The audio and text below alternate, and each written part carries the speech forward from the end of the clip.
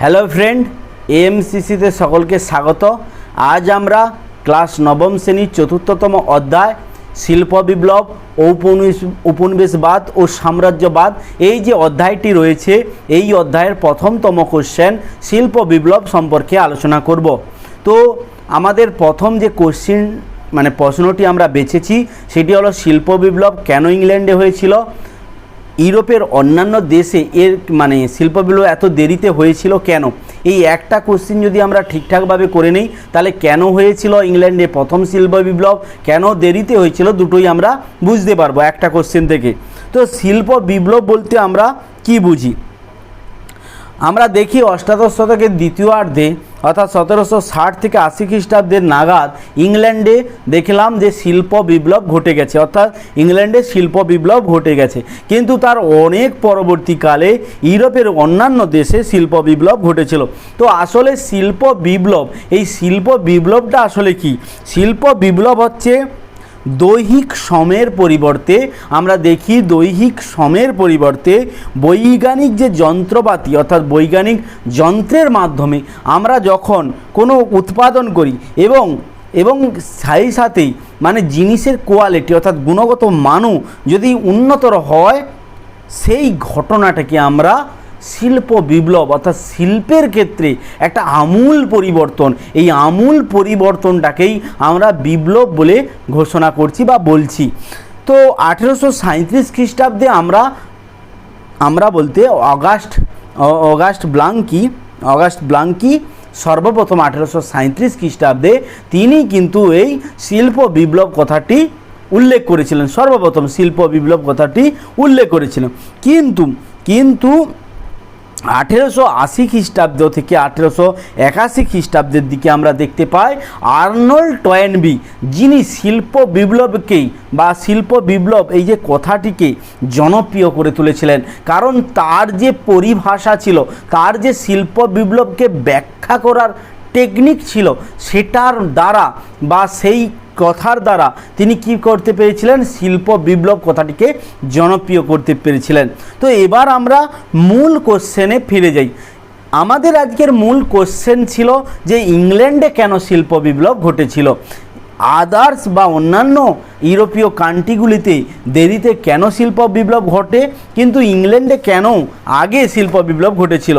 তো আমরা সর্বপ্রথম জানব যে একটা বিপ্লব বা ঘটার জন্য চাই একটা অনুকূল পরিবেশ, শিল্প ঘটানোর জন্য চাই অনুকূল পরিবেশ। সেই অনুকূল পরিবেশের মধ্যে হচ্ছে ভৌগোলিক অবস্থান হোক বা সেখানে হচ্ছে আবহাওয়া হোক, যাই হোক না কেন, একটা প্রাকৃতিক পরিবেশ যদি না থাকে, সেখানে কয়লা লোহার প্রাচুর্যই হোক, বস্ত্রশিল্প, ইংল্যান্ডে সর্বপ্রথম বস্ত্রশিল্পের উন্নতি ঘটেছিল। সেই বস্ত্রশিল্পের জন্য ইংল্যান্ড একটা স্যাঁতস্যাঁতে আবহাওয়াপূর্ণ ছিল, তীব্র বায়ু ছিল, জলশক্তির বিকাশে যথেষ্ট সহায়তাও করেছিল এখানকার। তার ফলেই আমরা দেখতে পাই যে ইংল্যান্ডের এই যে অনুকূল পরিবেশ, সেই পরিবেশের জন্যই সেখানে শিল্পের বিকাশ ঘটেছিল। এছাড়া কি ছিল, কাঁচামালের যোগান। আমরা দেখতে পাই যে ইংল্যান্ড একটি ঔপনিবেশিক সাম্রাজ্য, অর্থাৎ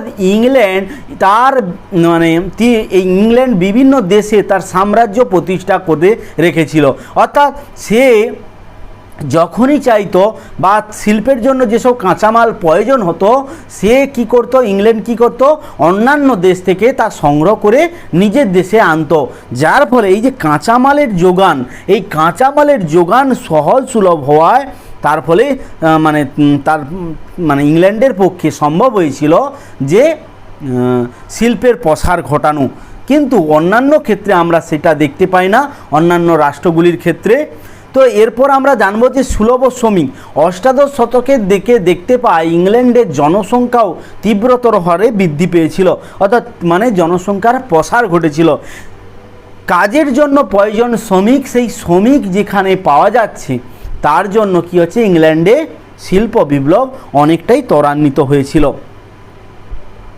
এরপর আমরা জানি মূলধনের প্রাচুর্য। মূলধন কথার অর্থ কী? অর্থাৎ আমরা জানি একটা বড় শিল্প যদি প্রতিষ্ঠা করতে হয় 2-1 টাকায় হয় না, বা লাখ টাকায় হয় না, কোটি কোটি টাকার একটা ব্যাপার থাকে। সেই জায়গায় ইংল্যান্ড যেহেতু বিভিন্ন দেশে ব্যবসা বাণিজ্য করতো, তার যে একটা মুনাফা, অর্থাৎ ব্যবসার যে মুনাফা, সেই মুনাফার দ্বারা ইংল্যান্ড কী করেছিল? ফুলে ফেঁপে উঠেছিল। সেই ফুলে ফেঁপা অর্থ দিয়েই তারা শিল্প বিপ্লব ঘটিয়েছিল। মানে একটা নিজেদের মূলধনকে বা বাইরে থেকে আনা মূলধনকে কাজে লাগিয়ে নিজেদের অর্থনৈতিক মুনাফা অর্জনের একটা বিশাল জায়গা তৈরি করতে পেরেছিল। এছাড়া ছিল বিশ্বব্যাপী বাজার, অর্থাৎ ইংল্যান্ড ছিল তখন, মানে অষ্টাদশ শতকে ইংল্যান্ড ছিল সমস্ত ইউরোপীয় দেশগুলিকে নিয়ন্ত্রণ করত। সেখানে উপনিবেশ স্থাপন করেছিল, সেখানে তাদের ব্যবসা বাণিজ্যের জিনিসপত্র বিক্রয় করত। অর্থাৎ ইংল্যান্ডে উৎপাদিত যত ধরনের জিনিস উৎপাদন হতো তা নিজের দেশে বিক্রয় করার পর উদ্বৃত্ত জিনিসপত্র আমরা কোথায় দেখতে পাই? সেই যেসব দেশে তার কর্তৃত্ব ছিল সেই সব দেশে গিয়ে তারা বিক্রয় করত কম দামে, যাতে করে তাদের ব্যবসার উন্নতি ঘটে। যেহেতু মানে যন্ত্রচালিত জিনিসের দ্বারা উৎপাদন বেশি হচ্ছে, হাতে তৈরি করা জিনিসের উৎপাদন ক্ষমতা কম, সময়ও লাগে বেশি, দামও বেশি। সেই জায়গায় যন্ত্রচালিত জিনিসপত্রের দামও কম। তার ফলে ইংল্যান্ড কি হয়? ধীরে ধীরে একটা বাজার মানে তৈরি করে, ফলে সেই বাজারের মুনাফাও তারা ধীরে ধীরে কামাতে থাকে। এইভাবে আমরা যদি গোটা 5 পয়েন্ট করে নিই, তাহলে এখান থেকে আমরা এই কোশ্চিনটা শেষ করতে পারি। অর্থাৎ আমাদের মূল ব্যাপার হচ্ছে গোটা 5%। এছাড়াও অনেক পয়েন্ট, যোগাযোগ ব্যবস্থার উন্নতি, এখানে রাস্তাঘাট ব্যবস্থা খুবই যাতায়াত, অর্থাৎ শিল্পের জন্য প্রয়োজনীয় মূলধন পৌঁছানো, আবার সেই উৎপাদিত দ্রব্যকে বাজারে নিয়ে আসার জন্য যে রাস্তাঘাট সেটাও সুলভ ছিল।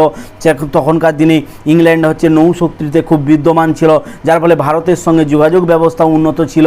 তারপরে বাণিজ্যিক গুরুত্বও বৃদ্ধি পেয়েছিল, কারণ যত দিন দিন আর্থিক সুবিধা বা আর্থিক মুনাফা পাচ্ছিল, তারাও বাণিজ্যিকভাবে মানে সেই সুবিধাগুলিকে ব্যবহার করেছিল। বৈজ্ঞানিক আবিষ্কার, এই সময় বিভিন্ন জিনিসের আবিষ্কার হয়, ওয়াটার ফ্রেম, মিউল, পাওয়ার লুম, বাষ্প ইঞ্জিন, নিরাপত্তা বাতি, ব্লাস্ট ফার্নেস, স্প্রিংজনি, উড়ন্ত মাকু, অনেক অত্যাধিক জিনিসের আবিষ্কার ইংল্যান্ডকে করে তুলেছিল কি? শিল্প বিপ্লবের প্রথম সারির প্রথম দরজার মানুষ। আর সেই দিক থেকে আমরা দেখতে পাই সে অন্যান্য ইউরোপীয় দেশগুলিতে সেই ধরনের মূলধন, সুলভ শ্রমিক, অনুকূল জলবায়ু, বাজার বা বৈজ্ঞানিক আবিষ্কার কিছুই ছিল না, তার জন্য তারা পিছিয়ে ছিল। আশা করি তোমরা শিল্প বিপ্লব কেন ইংল্যান্ডে প্রথম ঘটেছিল বা শিল্প বিপ্লবটা আসলে কি সেটা সম্পর্কে তোমরা বুঝতে পেরেছো।